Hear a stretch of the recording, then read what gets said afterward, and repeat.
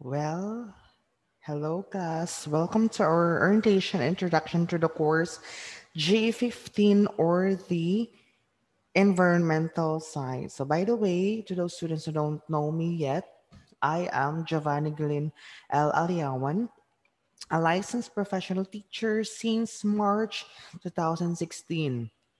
So I graduated my Bachelor of Science in Biology at the University of Mindanao. I know University of Southeastern Philippines last uh, April 2015, and then I earned my education units degree at for 1 sem or 5 months at the North Davao colleges. Then I took the licensure examination for teachers on March 2016, and then after that, I applied here at University of Mindanao, Panabo College, as senior high school science teacher. So I teach now for almost 3 years or 4 years, and then I also enrolled my Master of Science in Teaching Biology at the Davao del Norte State College for from June 2016. Then after the 3 years, so I graduated last June 2019, and then after that, so I am now teaching college instructor, uh, teaching these courses like GA15, the GA5, so the science, technology, and society, just like that. And also some professional education subjects in the Department of Teacher Education. Key for the course outcome of the GA15. So number one is to articulate the impact of the environmental science on the society. So as what we are experiencing, what is the importance of this environmental science? One of the major issues that we are facing today is this climate change, diba? Just like, for example, yesterday, it was raining in the morning, then afternoon, uh, mainit na siya. And then also, we are experiencing some earthquakes. So just like that, so we will know or discover the importance of this environmental science in this also in the Philippine society. And also another example as what we are facing today, this COVID-19 pandemic, diba? It is also tackling about the environment because of us humans or as people. So we are producing more offspring, diba? So overpopulated na yung ating um, society or environment. So we will consume more sa mga natural resources na nandito sa ating planeta, di ba? So, and then, before naging pandemic, di ba? So, yung mga tao from China or Chinese people, they consume yung mga exotic animals. So, na-transfer yung virus from the animals to us, humans. Kaya ngayon, so with this pandemic, na-experience natin ngayon is also relatable siya dito sa GA15. Second is to imbibe the importance of the environmental science in the preservation of the environment and the development of the Filipino nation. So also you will know the different example of the plants and animals who are endangered species in our Philippine nation, 'di ba? So you also know to preserve that living thing or living creature because with that, so dyan makikita na healthy talaga yung isang place, di ba? If, for example, walang mga puno or walang mga ganitong animal, so meaning polluted siya yung area nila. And then last, number three is to illustrate how the social media and information age impact their lives and their understanding of the climate change. So, so in this 21st century world, so we are more engaging on the technology, social media, all of the information are posted in the Google, just one click lang, di ba, lalabas na yung mga information. Di natin nalalaman na fake news ba yun siya or legit pa siya na news. Could also understand of our one of the environmental problems or issue that we are facing today, this climate change. So yun siya. So those are the three learning outcomes of the GA15.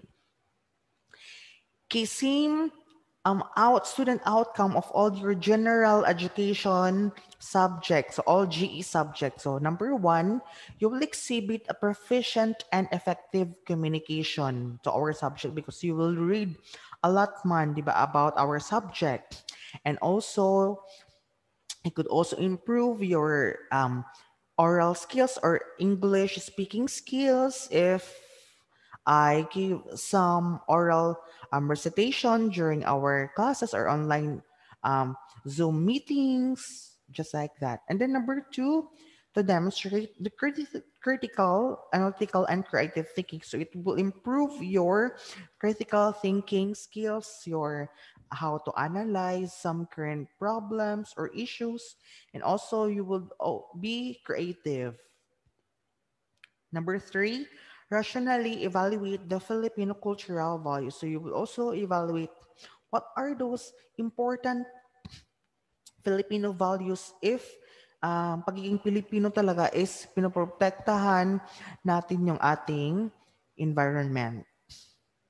Fourth, personally and meaningfully assess the contemporary social issues. So we will know or would reflect personally what are these social issues that we are facing, just like this pandemic, right? So it would also reflect to us that we should really um, take good care of this planet because isa lang din to siya. And also our lives because it is only one. And also, it could also give meaning to us. Number five, to manifest the ability to appreciate the artistic beauty through the objective evaluation of the works of art. So, may iba, di ba, that if we would go outdoor, feel the nature, so there's an aesthetic beauty, so picture capture, di ba, na a very beautiful na view. With that, so meaning our environment is really improving if we are a good individual in this planet. But if not, so palaging pumuputol na mga kahoy, so wala ng um, magagandang mga view or it could also help to us as a human being or an animal. Then, rationally evaluate the moral norms or imperatives as they affect the individuals and then the entire society. So you also rationalize to evaluate what are those norms na ginagawa ng mga tao or imperatives na makakaapekto each one of us tayo na individual at isang entire na society or sa lahat ng mga iba pang tao. Our course number is GA15. Our course name is Environmental Science. So wala siyang prerequisite and co-requisite subject. It is a 3 units lecture and then our schedule is 6 hours per week. So from Monday to Saturdays. But will not be giving some Saturday classes, just assignments or research lang na mga activity. Okay, for the course description, so the 3 unit course deals with the general concepts and principles pertaining to complex pattern or interaction between the physical environment and the biological communities on the earth. So we will discover this physical environment that we are living, di ba? So isa lang at itong ating planeta, which is planet Earth. So without this planet, so where do we live? So taan tayo titira? Pwede pa tayong lumipat sa Mars, sa Venus, or any other planets.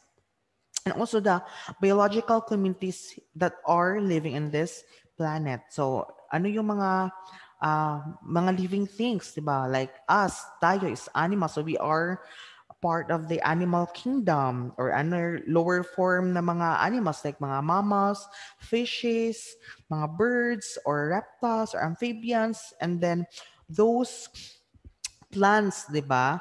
Na isa din sa mga nutrients na kailangan ng ating body, yung mga fruits and vegetables, so yun siya. And also give emphasis is also given on the current environmental issues and concerns as well as the disaster risk management technique.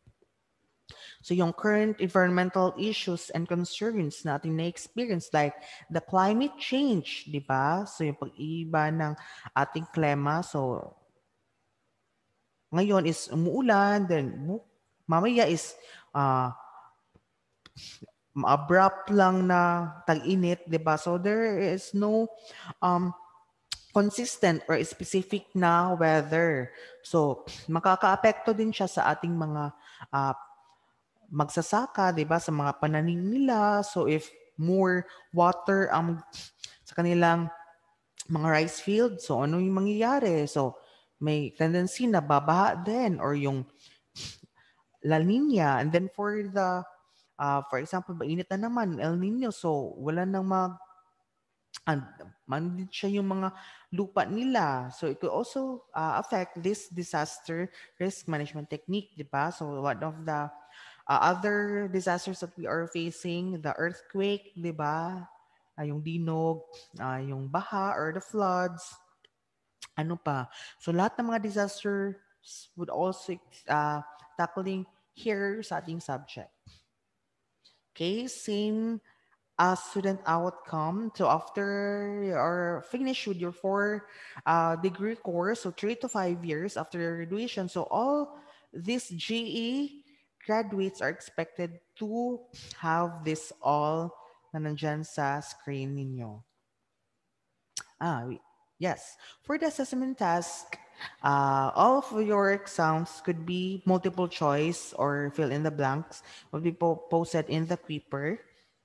So first exams coverage are from chapter 1 to 3. So these are the following topics. So understanding our environment, the environmental system from species to ecosystems, and then lastly, environmental cycles and the processes. So I already uploaded it in the Creeper. That is for the first exam. Then the second exam coverage for the Unit 2, Chapter 4, the evolution, species, interactions, and the biological communities. Chapter 5 is human ecology and then the succession. Chapter 6 talks about biomes. And chapter 7 is biodiversity. Then Unit 3, living with the environment and its conservation. Chapter 8 is all about environmental conservation. And chapter 9 is all about food and agriculture. And after that, we will have your third examination. And then lastly, the last chapter, last unit is Unit 4, living with a dynamic environment and its problems. Chapter 10 is environmental health and toxicology. Chapter 11 is the air and water pollution. And last chapter, 12, other environmental problems and the policies about the environment. And then we will have our final exam coverage, but mostly items of the final examination is 100. So my examination is from the beginnings of from chapter 1 up to 12. So additional na lang ito siya na matapos yung lahat ng lessons natin from our course syllabus. Okay, we have here your course evaluation. So how I will evaluate your output here or your grade. So your first, second, and third exam comprises 10% weights. While your final exam, so mas malaki siyang percentage, which is 30%. So that is a total of 60%. For the class participation naman, which comprises 40% of your grades, so 5% are assignments, 10% are your quizzes, nandyan sa paper ninyo. Then 10% are the oral recitation. So if you will have our Zoom meeting, so I will ask each of you about our lesson or topic na show dyan sa screen niya about my PowerPoint presentation. So I will ask someone and then sasagot kayo. So that is your oral recitation for that day. And then also, the research or project is 15%. So a total of 100% of your grade. Okay, for the important dates for this second semester, so yun siya. Your first exam, the second, third exam, and fourth. Your first exam will be on January 29. Your second exam would be on February 12, and then your third exam will be on February 26, and your fourth or final exam is on from March. It's either March 10 or 11. Okay, for my policies and guidelines, so attendance is counted from the first regular class meeting. So mostly your attendance would be checked in the Quipper. So because I always post all the lessons in the Quipper. And then if we will have this Zoom meeting, so attendance is if I will give an oral recitation, so that would also mark you as a present during our this virtual face-to-face classes. So yung student IDs, okay na to siya. And then, third, cheating is strictly prohibited. So since one of our core values of the University of Mindanao is honesty and integrity. So any form of dishonesty shall be dealt with accordingly. So honesty is always called at all times. So for example, I'll give you some research assignment. So, and then out of your procrastination, so tinatamad kayo sa paggawa, so you copy-pasted all the um, information. So I will check that if copy-pasted talaga siya lahat. So there is a plagiarized na website. So checking your plagiarism, di ba? If copy-pasted ba siya ang inyong trabaho. Then fourth is the valid examination permits are necessary in taking the exam. Even though you don't have a permit during our class schedule, so you should take that exam. But we are strictly, tawag nito, check lang talaga namin yung permit is on final examination. So if wala talaga siyang permit,